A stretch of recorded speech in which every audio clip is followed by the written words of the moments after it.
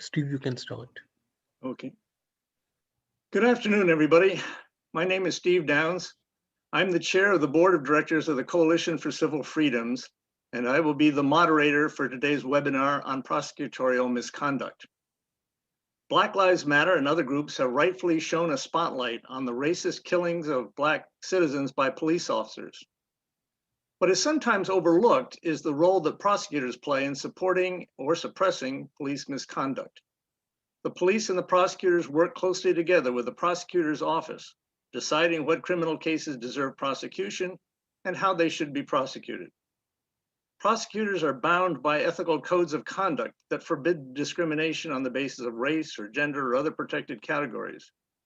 Prosecutors could insist that police officers follow similar ethical rules and could refuse to prosecute cases that are based on discrimination.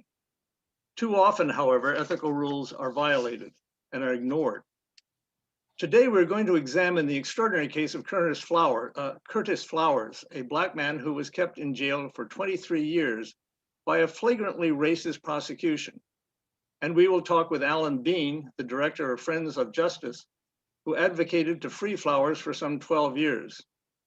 We will also speak with Jeffrey Deskovic, a man who spent 16 years in jail for a crime that he did not commit, and who has since become a lawyer and an expert on prosecutorial misconduct and is working to develop meaningful oversight for prosecutors. So Curtis, let's start with you. Just to orient our listeners right now at the beginning about your complicated case, I'm going to try to summarize it in one sentence. So here goes.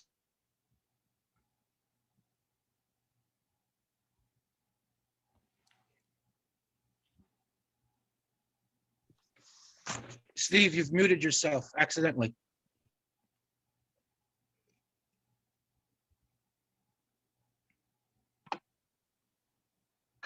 Sorry, there we go. Back again. This is what I wrote out. After 23 years on death row and after 6 trials for the same murder charge, the US Supreme Court finally reversed your conviction because of blatant racism by the prosecutor in the jury selection. Does that sound correct? Correct. And after the reversal, the prosecutor finally agreed to turn your case over to the state's attorney general. Is that correct? Correct. And after that, the state's attorney general decided not to bring a 7th attempt to convict you. And as a result, dropped all the charges and you are now a free man. That's correct. So how long have you been free? How long have you been out of jail? Well, since December 16th of last year. Of 16th of December, last December? When I got out on bail. Yeah, so that's about 5 months, 4 months? Yes. Yeah. I was, my case was dismissed in, what month was it? September. Okay. September. And where are you staying right now? Right now I'm living in Madison. Madison, okay, and that's pretty close to Winona, I guess, right? It's about an hour away? It's about an hour away. Okay. So now I want to get down into the details of the case here, what happened. This case arose out of a brutal murder, 1979 in Winona, where you were living, in which 4 members of a furniture store got murdered. And I gather at that time you had recently been employed by the store and then had left. And I guess it appears to me that the police thought maybe there was a grudge here going on. It was a grudge murder for some reason, didn't have any reason, I think, to believe that. But they began to bring together bits and pieces of evidence that might support that theory. And that's how you eventually got charged. Does that sound right? Yes. Okay. So could you just describe what was the evidence against you when you finally ended up going to trial? It was all circumstantial. There was nothing direct, no fingerprints or anything like that? Someone say they saw me here, someone said they saw me there, but everywhere someone said they saw me, I was dressed different. Well, I gather they did one thing, they put out a poster, right? reward poster. You know. Yeah, could you just describe that? Because that seemed very unusual to me. Yes, well, in the neighborhood I lived in at that time, you know, they was questioning, and people see them coming and get me, you know, to take me in for questioning, you know, and eventually put out a $30,000 reward, And and what was, it was like people that didn't know me knew me then. You know, yes, I know him. I saw him here. I saw him there. And it was just ridiculous. well, the point was that according to this reward, they were going to give you the money if that led to your conviction, and their testimony would say, I saw him near the furniture store around that time, right? Right. Yes. So, I mean, it's not surprising that a lot of people suddenly claimed that they'd seen you there. The point was that they all saw you dressed in something different, right? Something different. A lot of questions about credibility. Mhm. There was, so anyway, let's focus on the first trial. When you went to your first trial, how confident were you feeling about the case? Fairly confident until they got the jury seated. Right. Well, I guess we're going to come to that in a sec. When the prosecutor came in, one of the first things he did was to challenge all of the black jurors, right? Yes, he did. And did your lawyer object to that? Yes, they did. And what did he? Oops, wait a minute. And what did he call it? What phrase did he use in challenging it? Did you talk about Batson? Yes. I was Right. I remember Good. that. Well, I'm glad we do that because I wanted to just give a little explanation to the people watching this as to what a Batson challenge is, because most people don't know what it is. And I thought it would sort of help clarify it. When selecting jurors, both prosecutors and defense can ask to strike jurors for cause. That's meaning potential bias. But in addition, both sides are given a certain number of preemptory challenges to strike any juror they want for any reason, no questions asked, with one exception. No juror can be struck by law from a jury because of their race. After the Civil War, a law was passed making it illegal to exclude anyone from jury service because of their race, because under the 14th Amendment, everyone was equal before the law.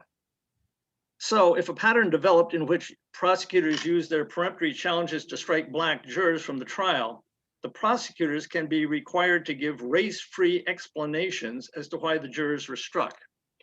And if the explanations are not adequate, the jurors could not be seated, or eventually the verdict could be reversed. And I have to say, just getting to the end of the story here, in the 4 trials that went to verdict in your case, the prosecutors used their preemptory challenges to strike 41 of the 42 black jurors who were presented. Right?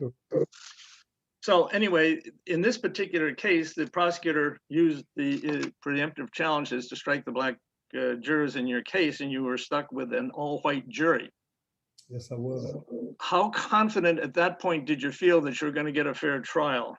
At that point, I didn't feel like one at that point. Why in particular do you think that was important? Could you talk a little bit about the conditions of race in Winona at that time? Winona has always been, it's a small town, you know, and it always been, in my beliefs, kind of divided, you know. I will say not all are like that, but it's the majority. Well, I gather what you're saying is, well, first of all, let me ask you, what is the makeup of Winona in terms of race? Is it? Oh, I think if I'm correct, I think it's 45% black. Yes. Mm-hmm. Yeah, it's about that. In other words, it's pretty well balanced. There's certainly a significant black population there. Yes. So that the idea that you would keep coming up with an all-white jury would be contrary to what the community really was about. Exactly. So after the trial started, the prosecutor apparently felt the need to cut some corners and began to comment inappropriately or improperly about testimony before the jury, and I think he also referenced certain statements that were made that had been cut, and excluded. Yes. Did your lawyer object to those? If I recall correctly, I think so. Yeah, right. So anyway, as a result of the first trial, what happened? Oh, in the first trial? First trial. Oh, it was bad, right? yes, it was. Yeah. Yes, it was. You were convicted and sentenced to execution. Yes, yes, I was. And how did you feel about that? I mean, it's hard to say how you felt about it, but I'm just trying to get a reaction here. Yeah, well, it was a feeling like I've never had before. I'm telling you, to hear those words, someone who has never been arrested, and it was heart dropping. Curtis, I'm getting a little note here. Can you move a little closer to the mic? We want to get you a little bit louder here. Yes, it was heart dropping. I felt like my whole world was just shattered. Yeah. Yes, and it was painful. So after that, did they move you up to death row? Yes, they did. I left the courthouse, went straight to Parchman Penitentiary. So describe to us a little bit, what's death row like? Oh man, death row is, and I tell people this all the time. Death row is like you take the worst nightmare you ever had, and you multiply it times 3. Wow. It is just rough. You Are sitting there in particular things about it that were really particularly awful? yes, in the wintertime, the heat, the rats, bad food, water, and it was just ridiculous. In the summertime, mosquitoes. Yeah.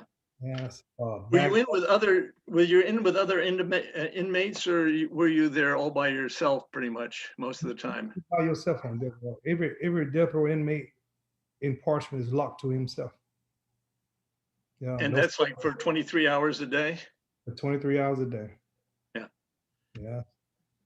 So what did you do to keep from going crazy?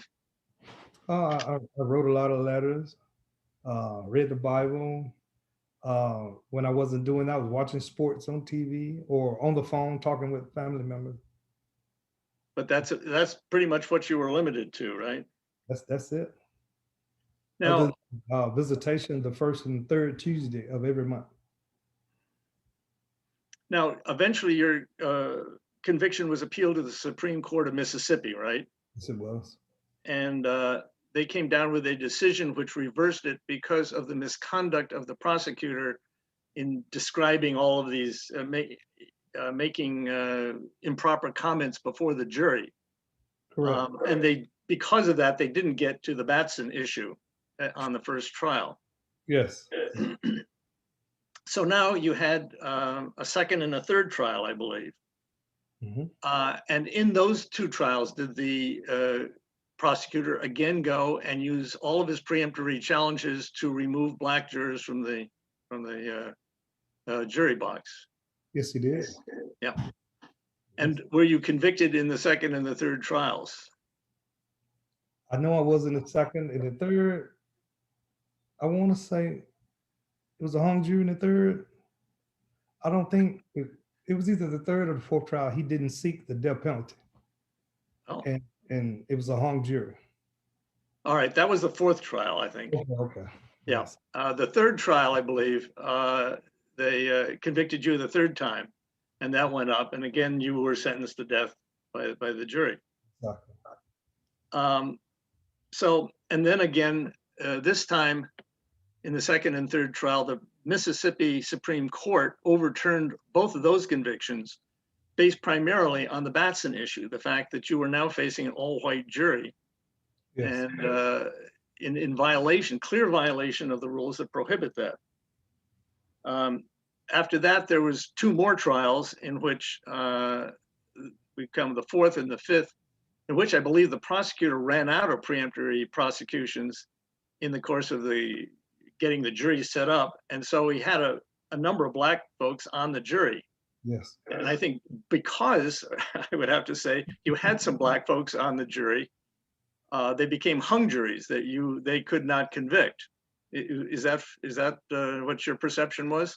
That is correct. So it shows the importance of having a non-all-white jury. Mhm. That there are going to be different points of view, and they're going to view the evidence differently because of their experience in dealing with these things. So in any event, after the fifth trials were hung, this was getting close to about 8 years after you'd originally, 9 years maybe after you'd been originally arrested. Yes.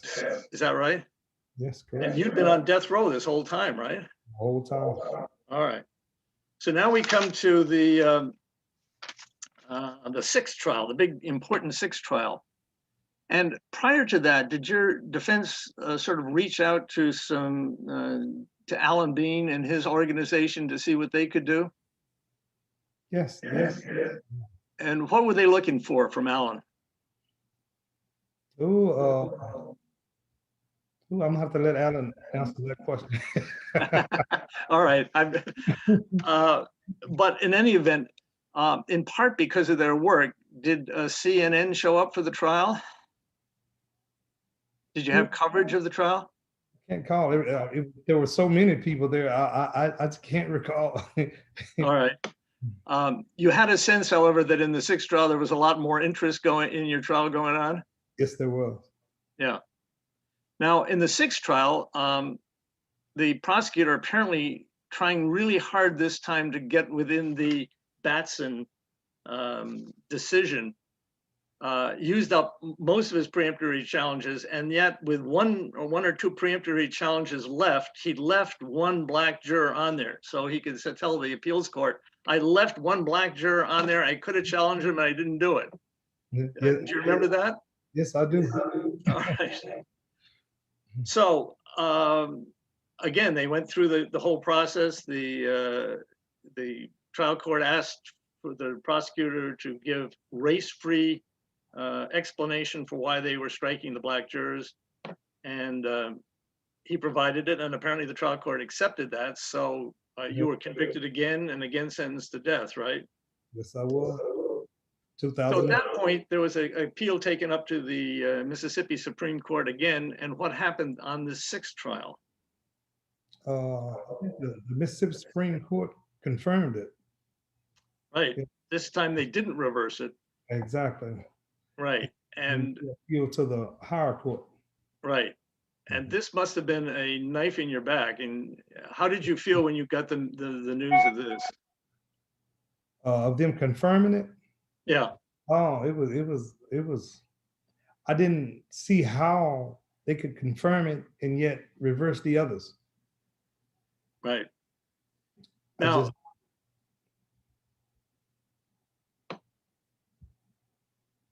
all right, this is a panelist has a question from the audience, and it has to do with how you could have 6 trials for the same charge. And I would simply, I think, quickly answer if you don't mind my doing it, because I have to move along here. But the double jeopardy rule normally bars a subsequent prosecution, but that's only if you're found not guilty. Here, you were convicted each time and it was reversed. And so you could go back and be retried again. That's the whole point of reversing a conviction and going back again. And you can also be retried if you have a hung jury. So you happen to have had a long string of reversals, partly because the prosecutor was engaged in blatant raceless misconduct in the conduct of the trial. So at this point now you get on to the Supreme Court. And what happened up at the Supreme Court? Who my case was argued by Sherry Lynn Johnson. Right. Who did an awesome job. Yes, and and later reversed. And what did they reverse it on? Was it on the Batson issue? Yes, it was. Yes, it was. Yeah. And what they were saying, I think, basically was that if you look at the whole history of this case, 6 cases had gone up. And I think it's out of 40, what do I have here? 46, no, 42. Out of 42 challenges, or 42 Black jurors that had appeared on there over the course of these 6 trials, the prosecution had struck 41 of them, only left 1 person on when they had preemptive challenges, when they hadn't run out of preemptive challenges. And that, I think, convinced the Supreme Court that this was gross misconduct on the part of the prosecutor, that no matter how you looked at it, how many race-free arguments he made, you just can't wash away that much of a history of racism. So as a result of that, you were then, the Supreme Court basically said you can go back and be tried again, and maybe this time they'll get it right. Do you remember that? Yes. It's crazy. I don't know how they dared do that. But what happened to the prosecutor? He stepped away? Yes, it is. Yeah. And turned it over to the Attorney General, and then the Attorney General decided not to go forward with this. Yes. And this. Do you think that those decisions that they made was in part because of all the publicity that had been generated about the case? It's hard to say, but it could have been. Could have been. Sorry, what? I said it could have been. It's hard to say. Yeah. I think it played a role. And now, so thinking back about this whole ordeal, now you're a free man. You can go on with your life. Why did you have to go through 6 trials with a prosecutor that was willing to flagrantly violate the rules to prevent, unfair juries and unfair trials? Was there a way to get rid of this prosecutor? To this day, I do not know. Did you ever file a complaint about it? No, I not personally didn't. Did you talk to your lawyers about it? Do the lawyers have a way of doing something about it? Oh yes, we talked about it. Now, what did they say? How do you get rid of a racist prosecutor? And I'm sure that at some point a motion was filed to recuse Evans. Yeah. I don't know the results and stuff, things like that, but yes, I'm still. It seems apparent that I'm still grasping all this law stuff. I understand. This is all complicated. That's why I'm sort of injecting myself a little bit into it. But it's important to get your feelings about it and how you feel, because you're the one going through it. It's your life. I mean, it was painful. I've never been through anything like that before, and to go through it and be locked away for that many years, it takes a lot from you. Yeah, I can imagine. I know I can't even imagine. Actually, to be honest with you, it just seems like a nightmare. I can't even imagine. Yes, it takes a lot from you. And now that you're a free man, would you want to live in Winona? Would you like to go back and live in Winona? No. And why is that? I could never live in Winona again. Yes, I used to think the world of Winona, growing up, and to be in something like this and to see people not recognize me as me, and I could never do it again. Yes. Winona is a place I'm in, I visit family, and I'm back out. All right, I got it. Yeah. I understand now that you have, in the meantime, you're engaged to be married. Yes, I am. When's that going to happen? March 20th. March 20th. Well, congratulations. I think we're just thrilled. I must say I'm amazed at how easily you seem to be adapting to the outside world getting out. This is a very difficult transition to make. I think for anybody who's been in prison, they will know how difficult it is. Yes, I believe, having a large family who's loving, supportive, it's been it made it easy, you know. Right. Yeah.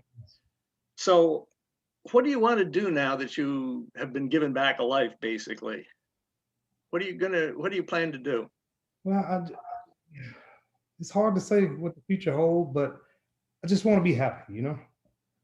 All right. Yeah, settle down and just be at peace. That Yeah. sounds good. When we talked the last time, you sort of mentioned a foundation. Yes, I want to start my own foundation. And what would you like to do with the foundation?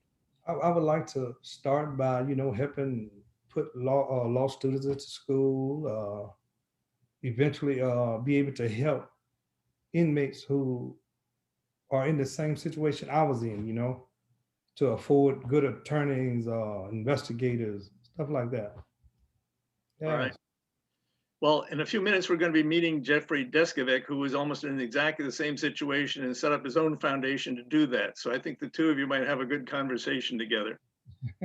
Just to Yeah. have one other thing that I wanted to mention. Everybody has commented on your beautiful singing voice. And I kind of like to think of you up there in on death row with nothing to do and just singing. And I just wondered, could you sing something for us? Yeah, I'll give you a verse. Give me a verse. I've had some good days. I've had some hills to climb. I've had some weary days and some lonely nights. But when I look around and I think things over, all of my good days outweigh my bad days, and I won't complain. Wow, that's beautiful. Thank you so much for doing that. I think it says a lot about you. Thank you. All right, so I'm going to move on now to Alan Bean. Alan, you there? Yes. Okay, and maybe I could describe you as a retired Baptist preacher and a teller of injustice stories. Yes, that's my primary role in all of this, is to get the story together and tell it in an organized and compelling way. And you sort of took this on after you retired from the ministry? Well, my retirement from the ministry had a lot to do with the fact that I got involved in this work in the first place, which in the Texas Panhandle was not popular, and it basically closed that door. There was no way I was going to get another church, and then I started getting requests from here and there and everywhere, and just one case led to another, and 21 years later, I'm still doing it.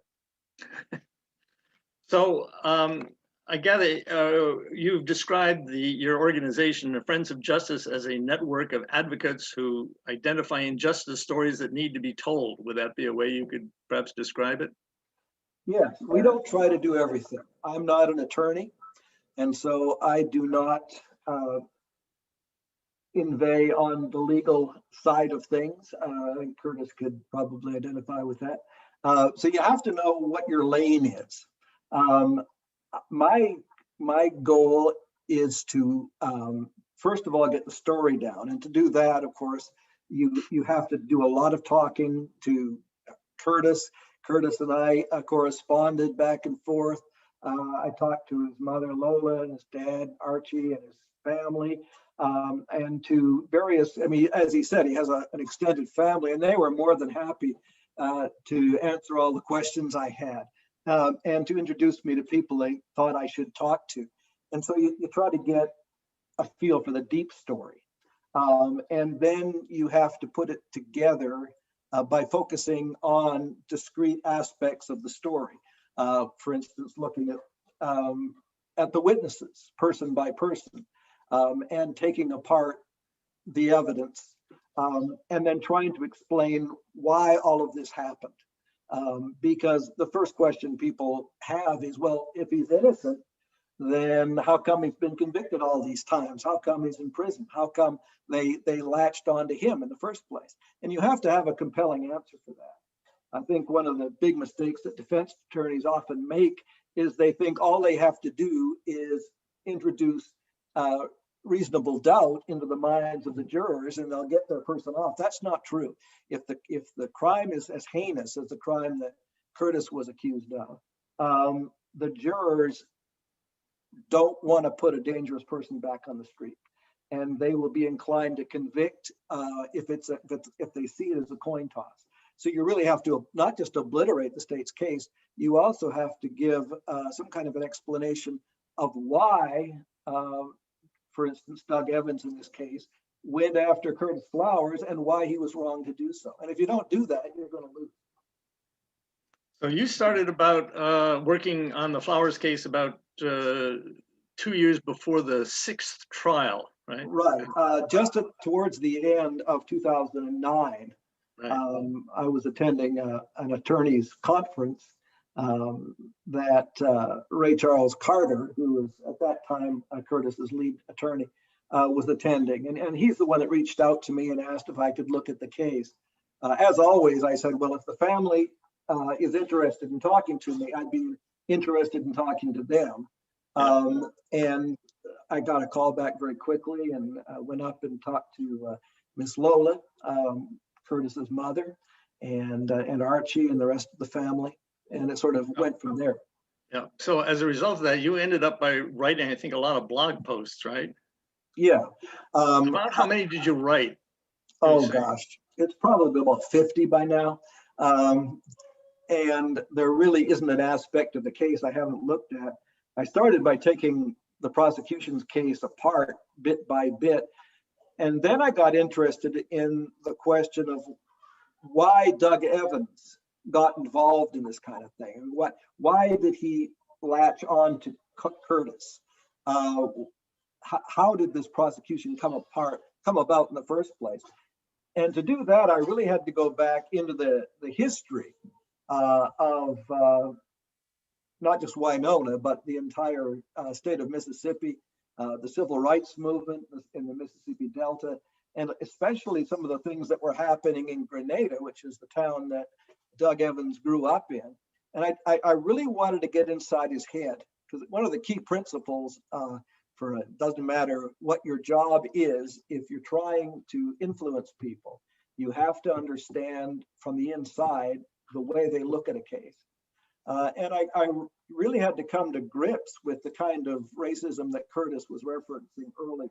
It is just so deeply embedded, especially in that part of Mississippi, that and largely unacknowledged, and a lot of folks are not aware of the extent to which their perception is skewed by racial bias.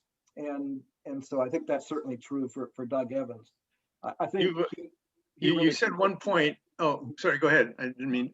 That's fine. I was just going to say that I think Doug really did convince himself that he was right. And all the people he was talking to, people like his chief investigator, John Johnson, agreed with him. And so it was just sort of an echo chamber. Everybody was listening to each other and reinforcing each other's prejudices. And that's kind of how it all came together. You mentioned at one point how you were trying to show how Doug Evans was able to exploit weaknesses in the system. And I thought that was an interesting way of putting it. What weaknesses were you talking about there? Well, Doug knew, I think, that Curtis was not a known quantity in white Winona.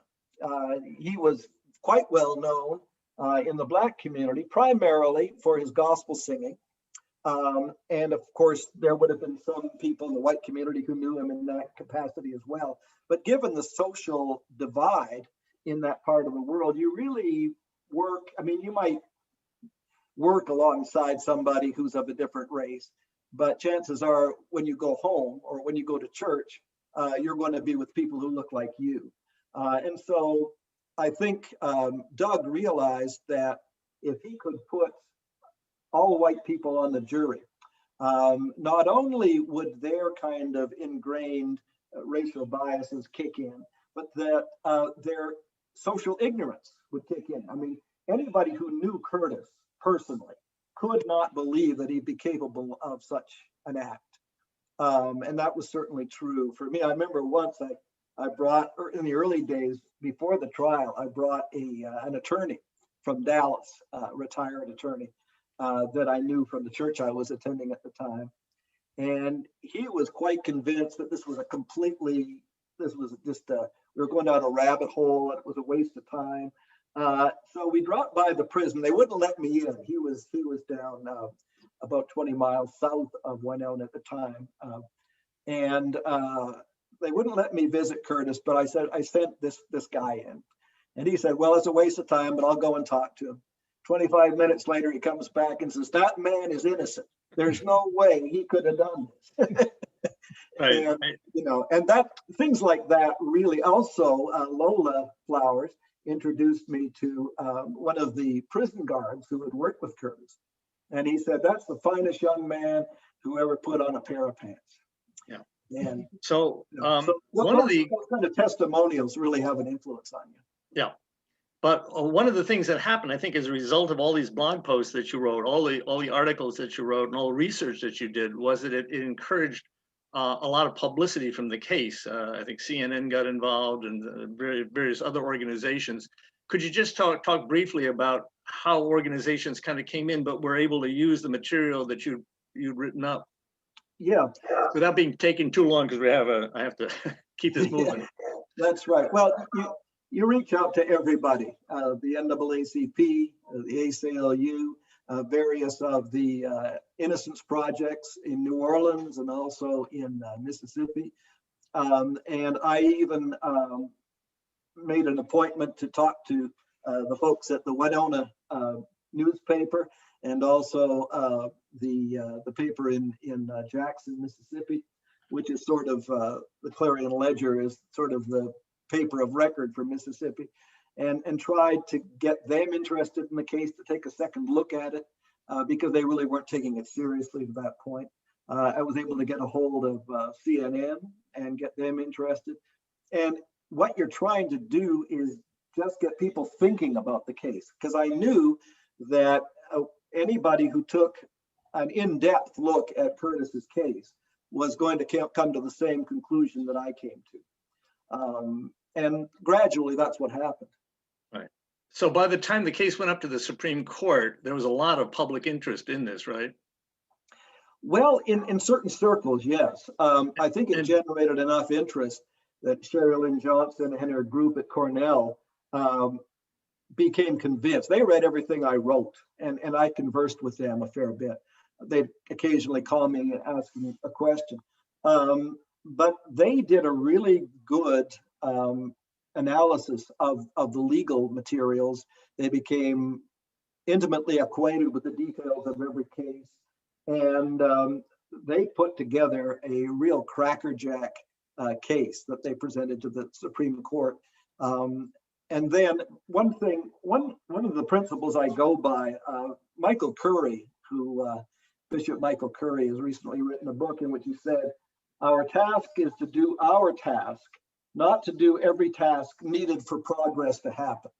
And so, you know, eventually, when the In the Dark podcast got involved, they flew out to Arlington, Texas, where I live, and spent 2 days with me.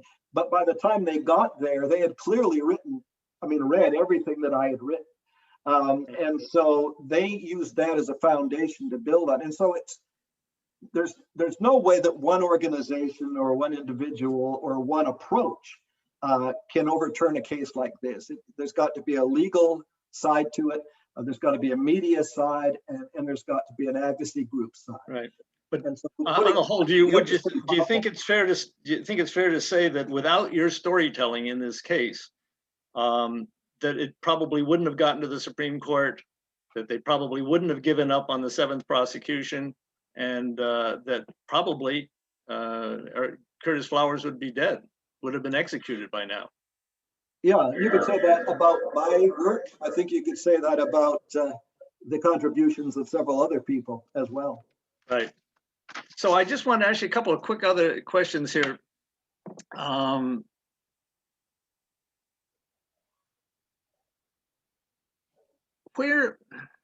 When somebody like Doug Evans goes and flagrantly violates these rules against tampering with a jury, basically, and using the race card, where do you go to get somebody like that dealt with? Should they be prosecuting cases? Isn't this a good example of a person that just is simply shouldn't be a prosecutor? Yeah, well, the legal system assumes good faith on the part of prosecutors, judges, defense attorneys. And so what the Supreme Court of Mississippi said to Doug Evans several times is, you have been guilty of gross, racially motivated malpractice. Here, do it again. They hand the case back to him, which didn't make a lick of sense. But that's the way the system, I mean, the system cannot address the issue of systemic racism in the criminal justice system. That is not supposed to exist. Yeah, but shouldn't we have some mechanism to get rid of bad prosecutors that don't follow the law? Yeah, I think if there was a prosecutor who flagrantly made some kind of a sexual, was guilty of sexual misconduct or misappropriation of funds, or who withheld evidence in a blatant way, you might be able to get that person disciplined by the Bar Association, but probably they would just be warned or sanctioned, or, you know, a little finger waving. That would be about it. I don't think there really is a mechanism. And the problem in the state of Mississippi is that the Attorney General, the governor, and the prosecutor are all dependent on the same electorate. And that electorate is primarily white and shares the kind of prejudice that the jury and Mr. Evans are motivated by. So it's really difficult to get at that for that reason. So I have one final question for you, and I need a quick answer on it, but you've just written, I think, an article called "If Curtis Didn't Do It, Then Who Did?" Following up on the issue of who actually did this crime, since clearly Curtis did not. And I think you have a provocative subject here, the Birmingham boys. They sound really, really bad. You want to just quickly talk about it, and then I have to move on. Well, just in a nutshell, before and after the crimes in 1996 in Winona, the murder of Bertha Tardy and 3 of her employees, there were two men, young men, one of them 16 years old, who committed a series of robbery murders in Birmingham. Birmingham is a couple hours to the east of Winona on Highway 82. There's a couple of roads you can take to get there. These guys, it appears, were in Mississippi at the time of the Tardy murders. That information was withheld from defense counsel. When Curtis went to trial in 2010, his lawyers had never heard of these guys. And Doug Evans, I think, probably learned about them after he had already decided that Curtis was his man, and it was inconvenient. And I don't think he even looked into it.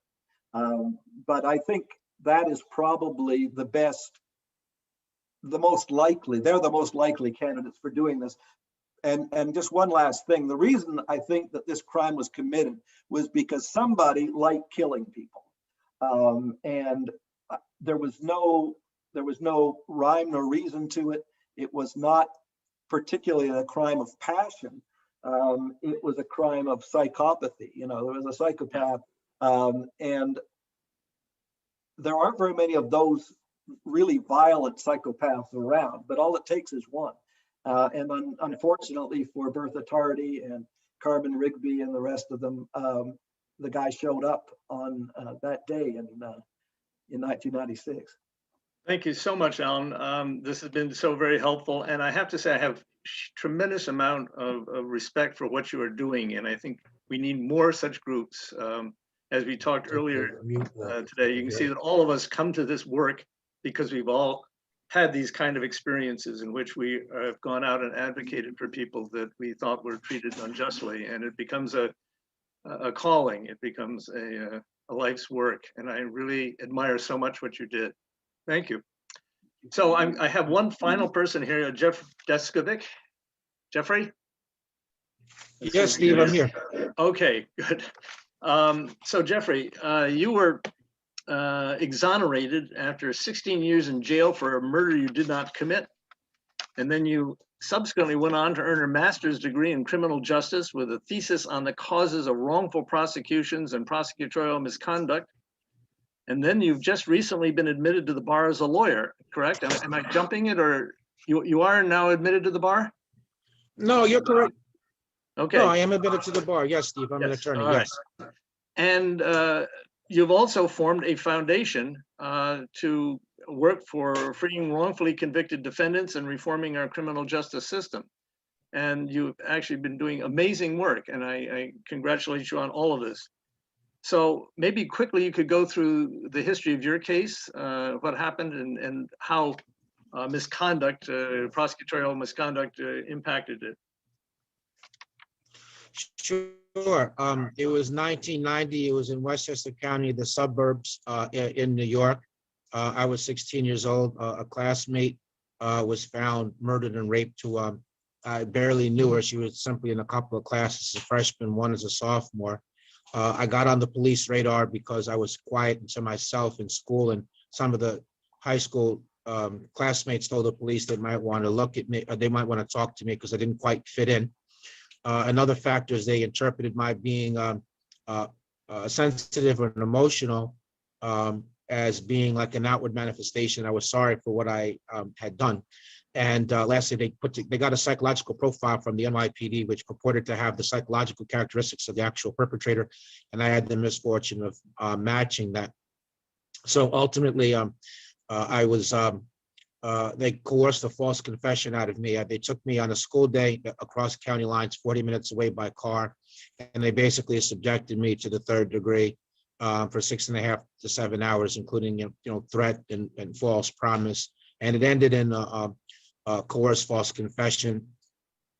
Before the trial started, a DNA test didn't match me. I was the prosecutor got the medical examiner to commit misconduct, so he committed fraud, and my public defender essentially didn't defend me, and I ended up wrongfully convicted and given a 15 to life sentence. That happened despite a pretrial negative DNA test result. I lost 7 appeals. I got turned down for parole. Ultimately, I got exonerated through further DNA testing through the data bank, which not only reaffirmed my innocence, but it also identified the actual perpetrator whose DNA was in the data bank, because left free while I was doing time for his crime, he killed a second victim 3.5 years later, a school teacher who had 2 children. And he actually confessed to the crime, right? Yeah, after the DNA matched him. Yes. But by then the gig was up anyway. Right. But I mean, what I'm saying is that it is absolutely clear this was, you were not guilty here. Not only did the DNA not match you, it matched him, and he confessed to the crime. So now. No, there's no doubt. And in fact, just to add I just wanted to add something just real quick. He was arrested and pled guilty. He was sentenced for the crime. Oh, good. I didn't even realize that. So since you've gone on really in a very credible way to become an expert on misconduct and wrongful convictions, and could you just describe what are the most common forms of prosecutorial misconduct, giving a sort of a larger view of it? We have a particularly bad situation here in which the prosecutor is trying to manipulate the jury, but what other sort of prosecutorial misconduct is there? Yeah, sure. In terms of prosecutorial misconduct, in my case, I forgot that part of my answer. So basically, one day before officially getting the DNA test results back from the FBI lab, he ran to the grand jury to indict me so as to not have to present the DNA results to the grand jury. The medical examiner had been complained of in neighboring counties by law enforcement where he was moonlighting as a defense expert. But then also on the post-conviction level, I tried to get further DNA testing and they kept blocking me from doing that. So that was a misconduct in my case. In terms of broader picture, making improper statements in either closing arguments or in their opening statement, withholding evidence is a very common form of prosecutorial misconduct. Not correcting perjured testimony often happens. Witnesses and the prosecutor are supposed to disclose when a witness gets benefits for their testimony. And often the witnesses who do get benefits, they lie about it. And then the prosecutors are supposed to have a duty to correct untruthful testimony, but they often don't. So those are some of the more common forms of prosecutorial misconduct. And they also threaten witnesses as well. Let me just say one thing. They often threaten witnesses. Also, witnesses are threatened. Well, if you don't give the testimony that we want, then you're going to find yourself at the defense table. And in the case of a parent, they might threaten the parent that they're going to take the child away from them. So does the impact of prosecutorial misconduct fall harder on some groups than on others? Have you studied this? Yeah, I have, sure. I mean, look, while wrongful conviction in general and as caused by prosecutorial misconduct cuts across racial lines, it particularly impacts minorities. For example, African Americans are 7 times more likely to be wrongfully convicted of murder. They're 3.5 times more likely to be wrongfully convicted of sexual assault. So, and if you were to add up the total number of people who've been wrongfully convicted, you would arrive at a higher number of minorities than whites. Black Lives Matter has protested police brutality, but would you say that it would be true that this wouldn't happen if prosecutors had credibly prosecuted murders by police officers in the past? In other words, does the prosecutor have a particular effect on police in terms of preventing some of the worst abuses that we have seen in terms of how police act toward minority groups? 100%. When you look at a lot of the tactics that underhanded tactics and otherwise, I mean, they seem to pull out all the stops when it comes to wrongfully convicting people, but yet when it comes to prosecuting police officers, they suddenly are inept. They're somehow unable to get an indictment. They're somehow unable to get a conviction. Often when police engage in brutality, their way of getting away with it is charging the person who's been brutalized with assault and just alleging that they committed the injury. The injuries they committed on the defendant were in self-defense. But if the prosecutor, and it's the prosecutors who bring those charges, it's the prosecutors who prosecute those cases. But if they were to stop doing that, if they were to start prosecuting police officers who engage in brutality, if they would start prosecuting cops who engage in unjustifiable deadly police force. I mean, even at times, officers who are caught on tape, using unjustifiable deadly police force, if the prosecutors were to start prosecuting them, that would send a clear signal that, look, buddy, we got a zero tolerance policy here, and you've been given a badge and a gun and authority and responsibility. And if you dare to abuse that, we're going to come down really hard on you. And instead, when they don't do that, and that's the general case now, and that's why, people are up in arms, rightfully so, about police misconduct, that establishes the culture and the norms that the police just becoming the lawbreakers themselves. I really like the theme of today's program. It's not just the police, because remember, as much as we need police reform, we need it on the prosecutors as well. It's the prosecutors who engage in the tactics that I just discussed. It's the prosecutors who seek to admit unlawfully gathered evidence. When the police engage in searches that are not supported by probable cause, it's the prosecutors who go ahead and use that evidence rather than rejecting it. It's the prosecutors who use identifications through unfair lineups and photo arrays, even if it's suggestive. It's them who are using it as evidence. It's the prosecutors who are using confessions despite the presence of red flags that this confession might be coerced, it might be untrue. So what are the projects you're working on now with your foundation? Yeah, so my foundation, we're trying to pass the Commission on Prosecutor Conduct. We spoke early in the program, it was said by other panelists, just working together and working in coalition. So my organization, Jeffrey Deskovic Foundation, we're part of a bigger coalition called It Could Happen to You, which I'm an advisory board member of, and which you're part of as well. And we have chapters in New York, Pennsylvania, and California. So right now, relative to prosecutorial misconduct, we're close to passing what's called the Commission on Prosecutor Conduct in New York. So it's an independent oversight board, which would have power of subpoena. They would have the expertise needed. Complaints could be anonymous, which is important because many defense lawyers do not file complaints because they're worried about repercussions, both to them as well as future clients. And so far as they fear that plea bargains that might otherwise be extended would be withheld. So we're working on passing that in New York. We actually have passed it previously in 2018 and 2019. District Attorney Association of New York, they didn't want to have any oversight, so they brought a lawsuit challenging the constitutionality of the commission. The judge rejected all their arguments, but did find a problem in the appeal procedure. So we're in the process of repassing that now, taking into account the judge's decision. So we passed it in the Assembly. We're working on getting it passed in the New York State Senate. We're working on getting that passed in Pennsylvania and California as well. So that's the first thing that we're trying to do.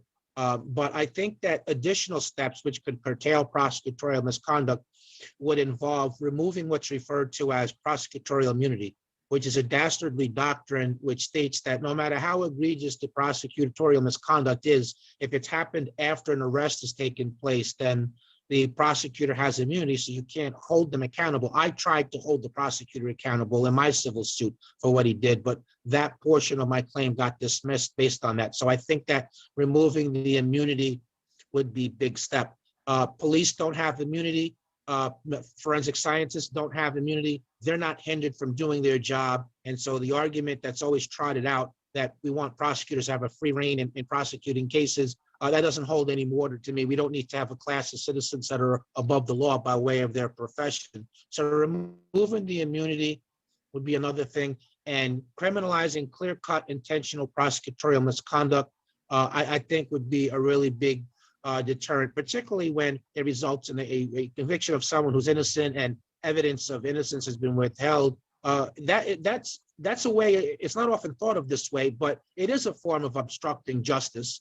And lastly, if there was a rule that would allow automatic reversal of any conviction in which prosecutorial misconduct happened, then I think in totality, all those things would go a long way to prevent prosecutorial misconduct. So right now, if you're a defendant and you've been found guilty, it's not, and the court agrees that there has been misconduct in your case, that's not the end of it. You don't get an automatic new trial. Instead, the court then looks at whether or not the misconduct was harmless or not, meaning they try to determine if you would have been found guilty anyway. And if they answer that question by saying yes, then you would not get a reversal. Whereas I think it's clear that once misconduct has happened, it affects the lens from which the rest of the case is viewed. It alters how the case turns out. And I don't think you can look back in hindsight and say whether or not someone would have been found guilty or not. I categorically reject the idea of harmless error, because if it was harmless, and everyone's going to get this, right? We don't got to be legal beagles on this. If it was harmless, the prosecutor wouldn't have bothered engaging in it. Good. Well, thank you, Jeffrey. Alan, and can I go back to you for a minute and just ask you, did what you hear, does that sort of ring a bell in terms of the kind of misconduct you've seen in as you've gone through these cases? Yes, very, very much so. I think the issue of withholding evidence is a major one, but I think everything that Jeffrey mentioned is critically important. I think you did a really good job of summarizing the changes that need to be made. Okay, good. And Curtis, what do you think? Does this sound like some reforms that need to be made within the system? Yes, yes, it does. Jeffrey was spot on. Yes. Good. I'm hoping that the three of you will have some conversations down the road, because I would love to see some of these reform movements start to spread across the country. Yes. At this point, do you have any final thoughts that you'd like to say? We'll start with you, Jeffrey. You got any final thoughts that you want to say?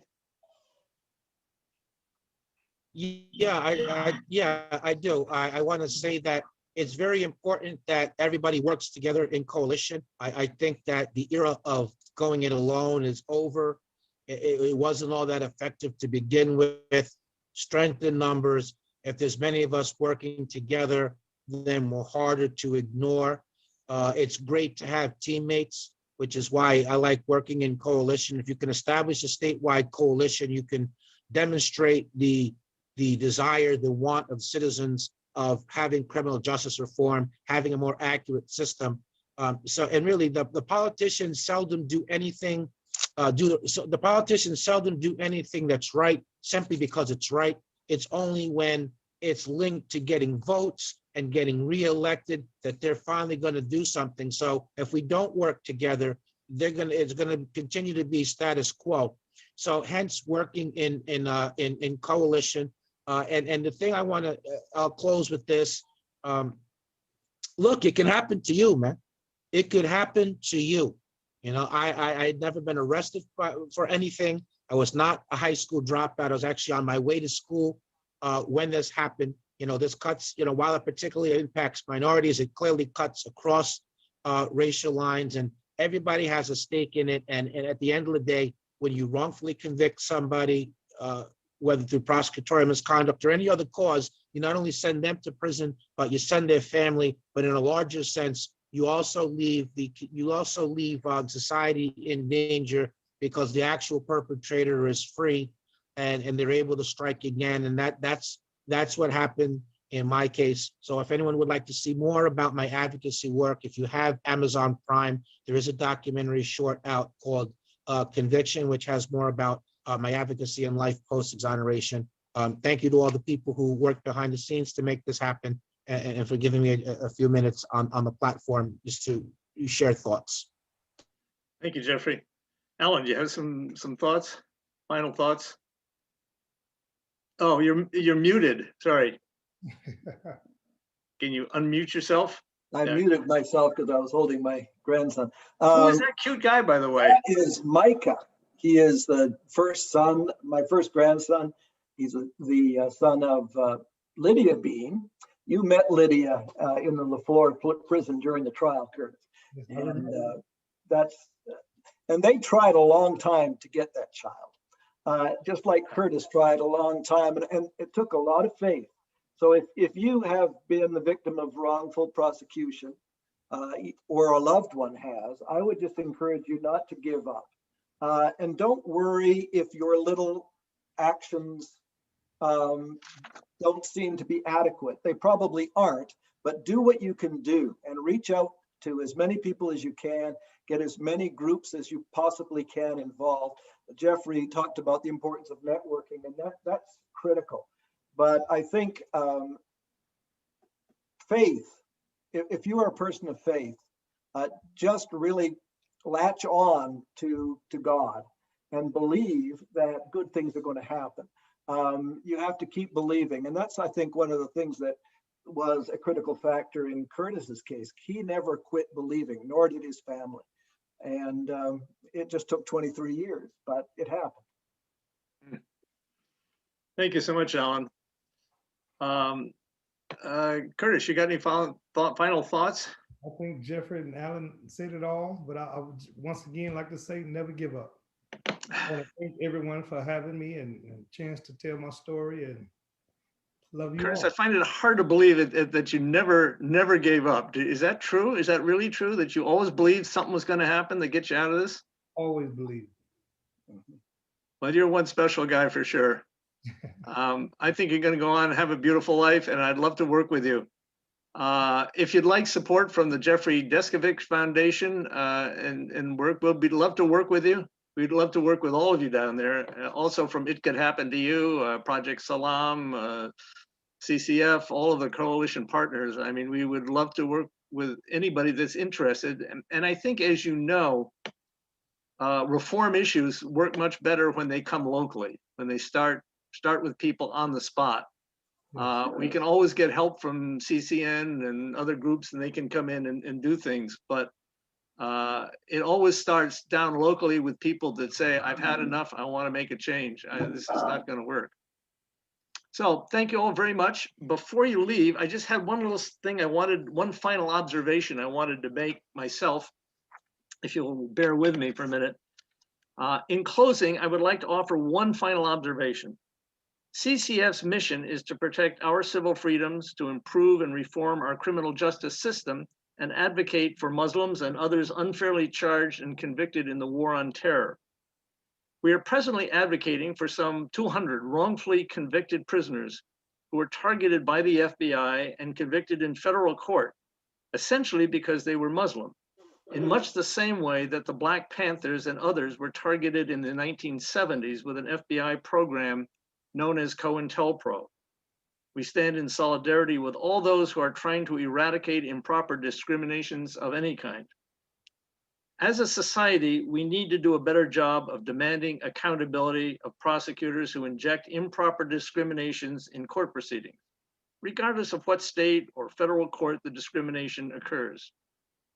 CCF has proposed congressional legislation to help to correct the problems on a federal level, and we stand ready to work with any group who seeks to hold prosecutors accountable for their misconduct. So, thank you for listening, and we hope to do more on this subject soon. You guys are great. Beautiful. Please.